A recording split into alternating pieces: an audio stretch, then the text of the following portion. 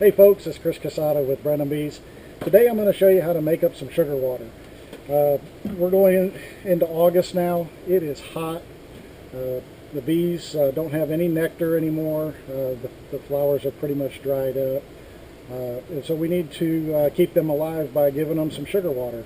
It helps sustain them without putting too much stress on the bees until fall, when hopefully we'll get some rain and the nectar will start coming back in for our fall nectar bloom. So what I'm going to do is I'm going to show you how to make up some sugar water. Let me show you real quick. We use a nuke for all our starter colonies. We do lots of splits, and mainly that's what we're focusing on, feeding. A lot of our stronger hives, we'll leave honey on them, so they've got plenty of stores.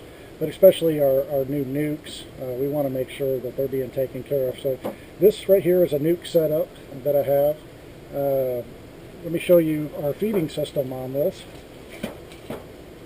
The top box is just to keep the sugar water cool, but it keeps that sun from just blasting the glass and breaking the vacuum seal on the bees. But this is basically how it's set up. And we fill this glass jar here with sugar water. This is just a regular mason jar. I like to use the wide mouth. And you see here that I've just taken a nail, just a small nail, and popped a couple of holes in there. Come over here and let you see. So I've just put some small nail holes throughout. You don't need many. I mean, you could do as few as 2, as many as 5 or 6. It really doesn't matter. But anyway, we'll fill the jar up with our sugar water that I'm going to show you how to make up. This mouth on the jar is exactly 3 inches. So what I've created here is just a division board, a top board, whatever you want to call it. I've cut a 3-inch hole in it. I've given it some support. When they get wet, that way they don't warp, they're less likely to warp. Sometimes you still need to secure them down with a block or something, but this just basically fits right over the nuke.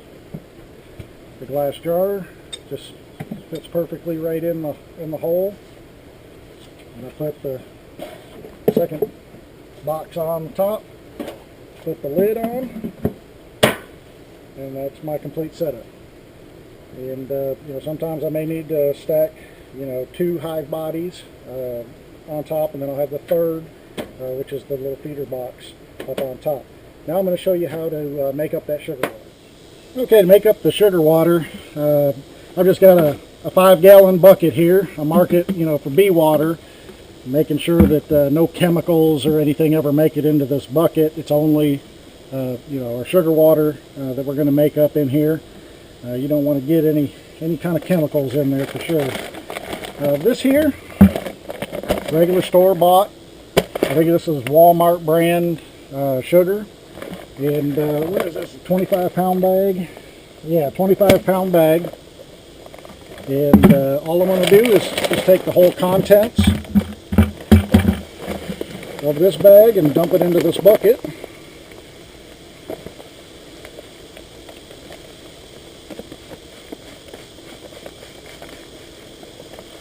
Just like so.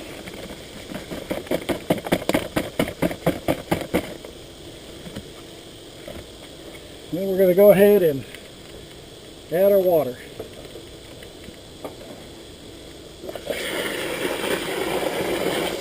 I like to use a high pressure hose, and that way it kind of does a lot of the mixing for me.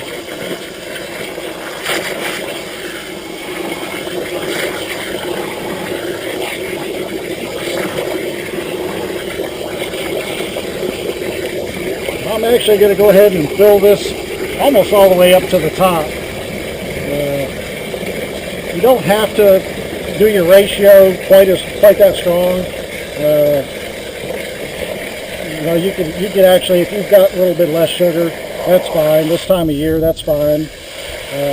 Wintertime, you want to try to make it as thick as you possibly can with like a 1-to-1 ratio. But this time of year, we don't have to worry about You don't have to worry about that.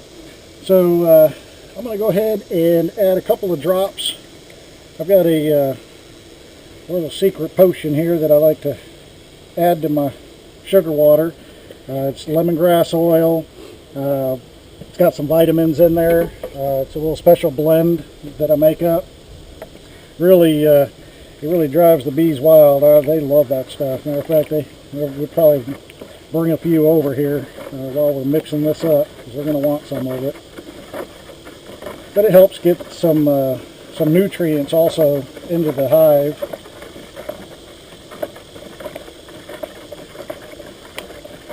We're going to mix that up real good. And I'm just using a big stir stick, a 5-gallon stir stick. You can get these free at Lowe's or Home Depot, little paint sticks. I find that they work really well. They're a little bit thicker, and they do a good job. So I'll mix this up real good. I'll mix it up a little bit more here, but I want to just show you. All I do is I lay my stick across the top, get the mason jar down in there, use the stick as a little support while it's dripping off, give it a little squirt, and it's ready to go into the hive. Alright, so I told you it was easy. It's easy making up that sugar water. A couple things about making up that sugar water.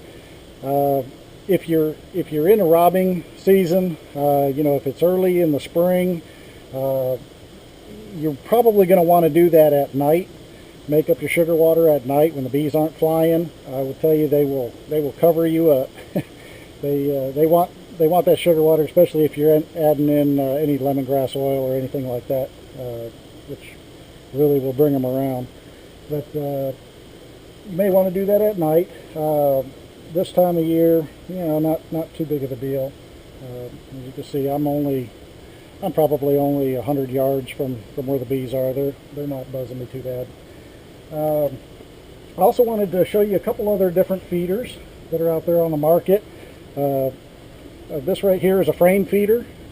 This actually goes down in the hive, like so. So you'd have your frames in here, and this feeder would actually go in the box, in your hive body, and then you could go ahead and fill it up through the holes that are here in the top. Now, they sell them a couple different ways. I like the little ladder system. Otherwise, you end up with just a ton of drowning. The bees will drown in these feeders. If you get a hold of a feeder that doesn't have the ladder system, what you can do is you could actually put bark.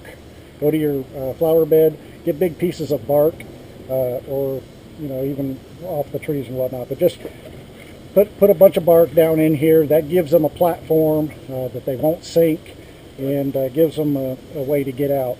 I also like the feeders that have kind of a roughed up inside edge. Gives those bees a little bit of a grip as they're trying to get back out. But I think the best setup for these is these ladders. I don't know if you can see that real well, but they actually fit down in, and the bees will climb down through the holes. They'll stay in this little channel, and they've got plenty to grip onto. I get very little dead loss from drowning with that system. But this is a good system. A lot of times I do this on the full strength hive bodies, or the full strength hives.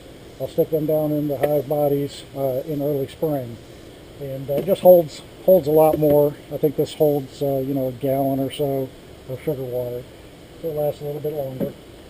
I'm starting to get some friends flying around here. One of the other feeders is an entrance feeder. I don't like the entrance feeders. They're really bad for robbing. But how it works is you go ahead, it's a mason jar with the holes punched in it. They fit down in the little feeder, and this feeder just slides right in to the entrance. So you lift up on the entrance there, and it just would sit right there in the entrance. So the reason why I don't like this, it really promotes robbing, especially, you know, we're feeding these nukes, so they're already, you know, weak as it is. They don't have a ton of bees in them, and what'll happen is either feral bees or even bees from some of the other hives that are around it. As you're filling this and putting it in, you may drip some of the sugar water out, and it gets on the ground, or it gets right here in the entrance. Those other bees smell it, and then they want to come here and take that sugar water, and now you got a big fight on your hands. And once you get that fight going, you just about can't stop it. You have to take the sugar water out of there. But that, you know, then they're going to try to go into the hive and take any stores that they might have.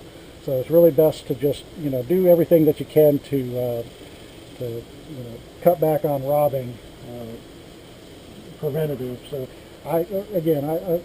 this is another option. I don't really care for it myself. Well, I told you it wasn't hard. Making up the sugar water is pretty straightforward. Most new beekeepers, their biggest question is the ratio. You know, what is the ratio from sugar to water? You know, folks, at this time of year, it's August, it's hot. Those bees really don't care. You saw me I put 25 pounds into a 5-gallon bucket, fill it all the way up to the top. You know, I do that just, you know, that's easy for me. You know, there's folks that put, you know, half a bucket of sugar, and they'll fill the whole thing up with, you know, with water. This time of year, the bees really don't care. They're just looking for that sustenance. Now, going into wintertime, that's a little bit different. You know, you want to feed them a much thicker syrup, mainly because you've got that cold snap that's going to be coming. You don't want all that moisture in the hive. So if you make real thin syrup, the sugar water, that's going to put a lot of moisture into the hive. That's not good for the bees. That will condensate, and that'll kill your bees. So, of course, wintertime, whole different ball game. You want it as thick, basically as thick as you can make it. Especially, you know, this is the ratio I use in the wintertime too. I've never had a problem with it, but I'm here in Texas, so it doesn't get as cold as it does up north. I had to put that little caveat in there, but anyway, it's pretty straightforward. Hopefully you liked the video. Hopefully it was informative. If you do like the video, please click the like button down in the lower corner, and share us with some of your friends. We're Brenham Bees. We can be found at www.brenhambees.com. Thanks for tuning in. Bye-bye.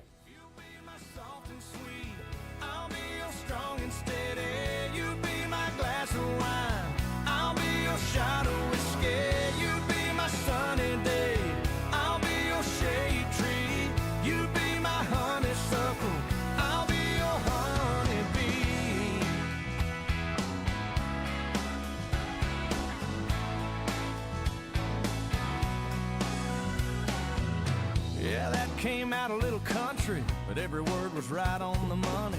And I got you smiling, honey, right back at me. Now hold on, 'cause I ain't done. There's more where that came from. Well, you know I'm just having fun, but seriously, if you'll be my